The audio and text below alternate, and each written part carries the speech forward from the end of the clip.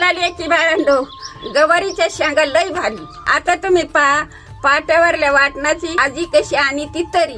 आता त्याला काय काय घालायचं ते तुम्हाला दाखवते. चुलीत भाजलेले 3 कांदे घेतले, 7-8 मिरच्या घेतल्या, थोडे कारळे घेतले, थोडी हावरी घेतली, थोडी घेतली, लाल काश्मीरी मिरची घेतली, उलसा घरचा मसाला घेतला, हळद घेतली, मीठ घेतली चमचभर, धने खोबरं घेतलं, लसूण घेतला. आता एवढं घालते आणि तरीच आणून दाखवते. तवा टाकलाय, आता वाटण भाजून घेते. आता खोबरं टाकीते, मीठ, आता धने टाकीते, डाळ टाकीते,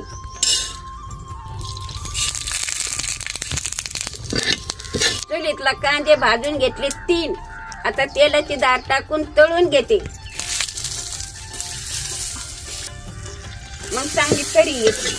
आता गवारी शेंगा धुवून घेते, शिजायला टाकीते आणि वाटण लगेच वाटून घेते.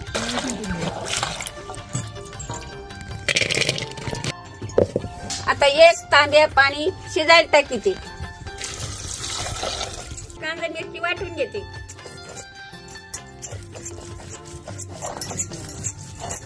आपल्या शेंगा किती शिजल्यात भारी. चपातीला वर ठेवून घेते, असं तेल टाकून घेते. मसाला पातेल्यात टाकून घेऊ.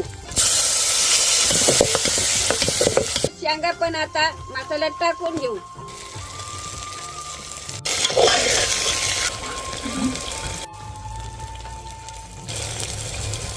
वाटणाचं पाणी त्याच्यात शेंगा टाकून घेऊ.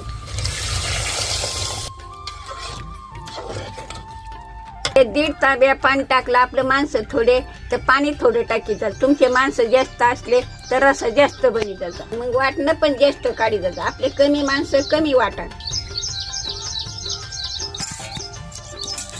आता मस्त पैकी उकळी आली. आता चवीला थोडस मीठ टाकून घेते वरून.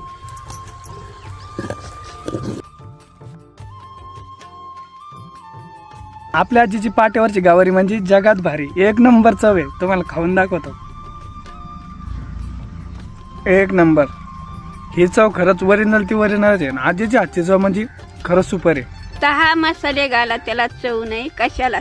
असं जर तुम्हाला आजीचा व्हिडिओ जर आवडत असेल आणि नवीन नवीन रेसिपी बघायची असेल ना, आजीच्या चॅनल जर अजून सबस्क्राईब नसेल केलं तर पटकन सबस्क्राईब करा आणि नवीन नवीन रेसिपी बघा. एकदम जुनी आणि नवीन ट्रेंडिंग रेसिपी, चव मात्र एकदम खरी.